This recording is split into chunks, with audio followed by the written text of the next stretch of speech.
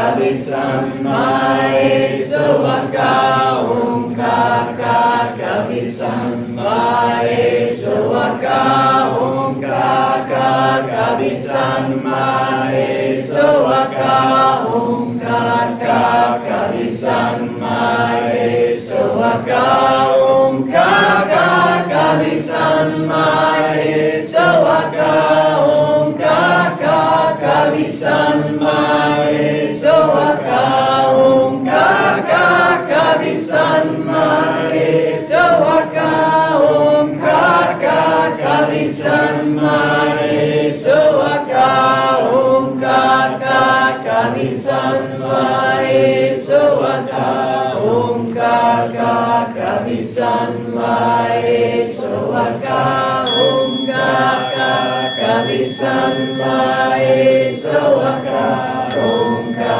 ka kavi san mae soaka om